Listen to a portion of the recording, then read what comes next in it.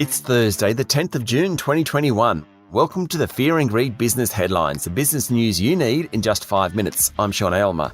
In today's headlines, consumer sentiment tumbles as lockdowns hit confidence in the first piece of bad economic news in months. Plus, Queensland records a locally transmitted case of COVID-19 from a Victorian visitor. Prime Minister Scott Morrison talks up Australia's global ambitions, and the Australian Medical Association wants a sugar tax. Our lead story today, consumer sentiment has tumbled for 2 months in a row, most recently hit by the lockdown in Victoria. Sentiment dropped 5.2% this month, though the overall index is still up more than 14% on 12 months ago, when the country was emerging from a round of lockdowns, and there are still more optimists than pessimists. While Victorian sentiment was down 7.5%, it fell 4% in Queensland, 9% in Western Australia, and almost 11% in South Australia, suggesting that a lockdown in one state can trigger considerable insecurity in others. Sentiment in New South Wales was down just 1.1%. Significantly, the survey showed that people were more worried about inflation than in previous surveys. Consumer confidence is all important to the economy. Happy consumers spend money, and that makes the economy go round. Consumption is about 2/3 of total economic activity, easily the biggest part of the market. The Consumer Sentiment Index is one of the few negative bits of economic news over the recent months. All the good news has triggered growth upgrades by National Australia Bank and Westpac. NAB now expects year average growth in 2021 to be over 5%. Westpac's lifted its forecast from 4.5% to 4.8%. In overseas news, some of America's richest people have avoided paying any tax at all legally, according to investigative journalism group ProPublica.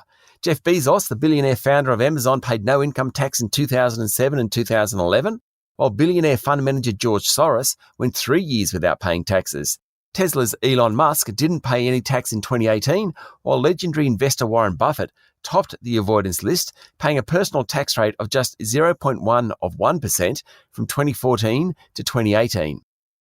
The annual survey of the world's most livable cities has been released by The Economist, and European metropolises have tumbled as a result of the COVID crisis. Instead, number 1 goes to Auckland, up from 6 last year, then Osaka in Japan, and then Adelaide. Perth, Melbourne and Brisbane also make the top 10. Oil prices keep rising as COVID restrictions around the world ease. The major indices are now trading around their highest level since 2018. The success of the vaccine rollout in the United States is particularly significant to demand for oil. US drivers account for about 44% of all oil used in that country.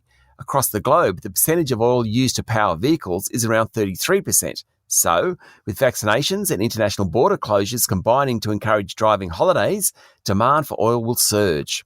And Bitcoin jumped nearly 8% after its big tumble 24 hours earlier and is trading above $36,000 a unit.